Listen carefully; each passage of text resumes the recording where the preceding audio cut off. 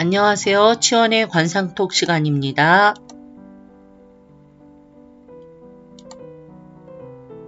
앞으로 강의는 철학이란 또는 기론에 대한 이해와 또 음양이론과 빅뱅이론 또 음양에 대한 이해, 우선 전복의 개념이나 이제 마음에 대한 부분에 대하여 설명드리도록 하겠는데요. 오늘은 이제 철학과 음양론 또 전복의 개념에 대한 설명을 먼저 드리도록 하겠습니다. 철학이란 무엇인가에 대해서 논의를 해본다면 매우 포괄적인 의미가 내포되어 있습니다. 우선 동양 철학과 서양 철학의 두 분야로 구분지을 수 있고요. 오늘은 동양 철학 사상의 기원을 둔 기철학의 한 분야로 음양학에 대하여 탐구해 보기로 하겠습니다. 철학의 정의에 대해서는 여러 견해의 차이와 다양성이 있는데 원래 철학의 어원을 본다면 필로스와 소피아의 합성된 단어로 필로소피라는 용어를 말하는데요. 이는 필로스의 사랑한다라는 뜻과 지혜라는 소피아라는 단어가 합성된 것으로 직역을 하자면 지혜를 사랑하는 학문이라고 말할 수 있겠습니다. 철학이란 인간에 대한 관심으로부터 출발했다고 할 수 있는데요. 탐구의 대상이 세계를 구성하는 원질에 대한 탐구에서부터 시작되었고요. 이는 바로 자연에 대한 탐구라고 할 수 있겠습니다. 세계를 구성하는 자연이나 원질들의 인간의 구체적 삶의 양상에 대한 어떠한 영향을 미치는가에 대해서 탐구하는 데서부터 출발했다고 볼 수 있겠는데요. 서양이나 동양이나 고대 철학자들이 연구 대상이 다양한데 서양의 그리스 7세기경부터 등장하게 된 서양 철학의 원류를 찾아가 보면 당연히 소크라테스라는 철학자를 만나게 됩니다. 소크라테스 철학도 자연에 대한 관심에서부터 출발하여 인간에 대한 관심으로 전환되었다고 볼 수가 있는데요. 이는 인간학과 자연학을 함께 연구했다는 것을 말해준다고 할 수 있겠습니다. 인간은 어디서부터 생겨나고 태어나며 또 성장하고 늙어가고 죽게 되는가 하는 문제점에서부터 출발되었다고 볼 수 있는데요. 이러한 변화에 어떤 기운의 영향으로 잘 사는 사람과 못 사는 사람 또는 단명하는 사람과 장수하는 사람 등에 대해서 궁금증이 시작이 돼서 이러한 사상의 출발점이 아닐까 생각해 보게 됩니다. 생과 사의 절실한 상황에 대한 탐구에서부터 철학이라는 것은 시작되었다고 볼 수 있겠습니다. 현대는 방향을 잃어버린 시대라고 할 수 있겠죠.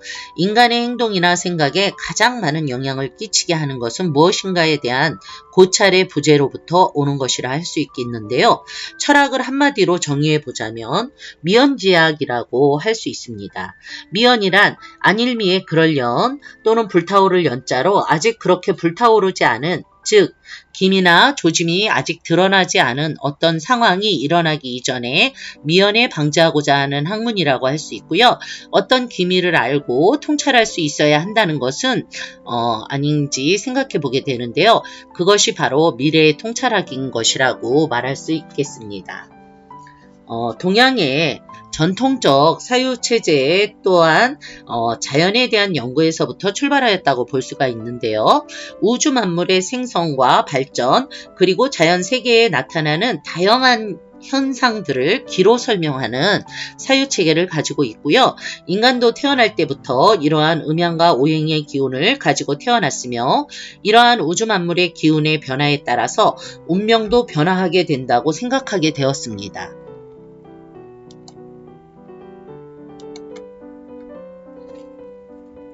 이렇듯 동양의 철학은 변화를 말하는 것으로 세상의 모든 만물은 모두 변화하고 하루에도 아침에 해가 뜨고 또 정오가 되면 해가 중천에 떠 있다가 오후가 되면 또 해가 기울지어 서쪽으로 지고 또 밤이 되고 이렇게 양이 극성했다가 양이 쇠해지면 음이 또 생기고 음이 또 극성했다가 밤이 되면 또 양기가 또 서서히 생기게 되는 것이죠. 이러한 변화의 기미를 보고 어떻게 전개될지를 통찰해서 어떻게 대처해야 할지를 미연에 방지해야 된다는 사고가 바탕이 된다고 볼 수 있습니다.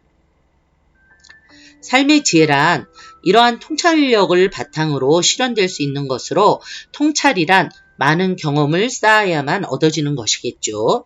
동양 철학의 역사를 거슬러 본다면 문헌상의 기록으로는 주역이란 점소를 들 수 있는데요. 이는 논어맹자, 중용대학, 사서와 시경, 서경, 역경의 3경의 경서 중의 하나로 기원을 보면 약 5천년경의 문헌이라고 추정합니다. 우선 주역서는 점서로 점이란 천지의 이치를 관통해서 사람이 나아갈 바에 향방을 정하는 것인데요. 차지할 점자는 내 자리를 잘 찾는 것이라고 요약할 수 있습니다. 모든 만물은 점 하나에서부터 시작되었다고 볼 수 있는데요. 우리가 다음 시간에 보충 설명을 하겠지만 이제 무국 상태, 아무것도 없는 비어있는 무국 상태에서 하나의 기운이 나오게 되고 그것을 원기라고 하는데요. 이 하나의 기운이 나오면서 가벼운 것은 위로 올라가서 양이 되고 무거운 것, 탁한 것은 아래로 내려가서 음이 되었다 해서 이 태극의 이치가 생기게 되었다. 태극은 즉 음양을 이야기한다 이렇게 볼 수가 있습니다. 이것은 서양의 빅뱅 이론과도 일맥상통하는 점이 있죠. 다음 시간에 좀 더 구체적으로 설명을 드리도록 하겠습니다. 음이라는 것은 이제 극즉 음양론을 생각해 볼 때 극즉반의 원리로 설명할 수가 있는데요. 극에 이르면 반대로 진행된다는 이치입니다. 음은 양으로 역하고 양은 음으로 역하고 음은 무에서 유로 양은 유에서 무로 돌아가는 것이라고 이렇게 이해들을 하고 있는데 이 부분에 대한 것도 다음 시간에 자세히 설명을 드리도록 하겠습니다. 그러니까 투자를 함에 있어서도 상승장이 있으면 바로 하락장이 있는 것이고 하락장이 있으면 계속 하락만 되는 것이 아니라 상승장도 곧 오게 된다는 것이죠. 이런 것이 이제 음양의 이치라고 할 수가 있는데요. 우선 동양 철학하면 점이나 운명론 등의 글자를 떠올리게 될 것입니다. 또한 동양 철학, 즉 점은 실증적인 과학이론이 아니다. 또 경험론적, 통계학적 경험과학이다. 이렇게 설명하는 분들도 있는데요. 그리고 동양 철학은 심오한 학문으로 무언가 이치가 있는 것 같지만 과학적이고 합리적인 것은 아니다라고 주장하는 분들도 계시죠. 특별한 수행을 쌓은 사람들만이 이해할 수 있는 신비한 무엇이다. 뭐 이렇게 생각하는 분들도 계시고요. 과학이 설명하지 못하는 독특한 영역이 있는데 그것은 과학이 더 발달하면 해명될 수도 있을지 모르겠습니다. 동양 철학에 대한 설명으로 아주 적절한 표현이 점이라는 것인데요. 점이라는 글자의 의미를 보면 이게 이제 차지할 점자입니다. 점치다의 의미가 있고요. 점복자는 점치다, 기륭을 알아내다, 주다, 이런 것에 이제 의미가 있는데요.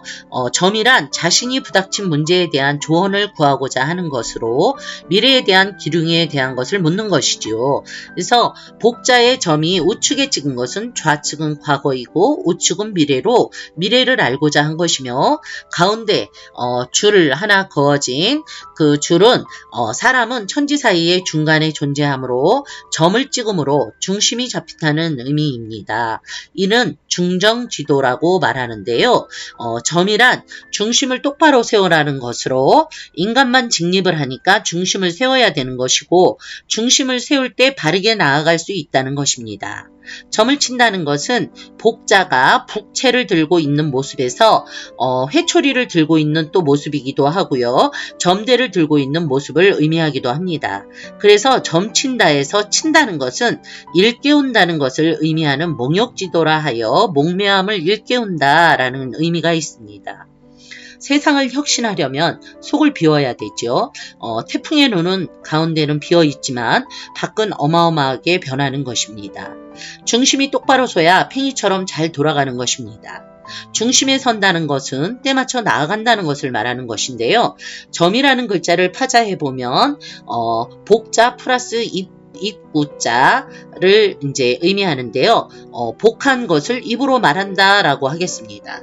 점을 치기 위한 조건이 있는데 점이란 인간이 할 수 있는 것을 다 마친 후에 최후의 결정이나 어떤 결단을 내려야 할 때, 즉 처음이 아니라 마지막에 치는 것이죠.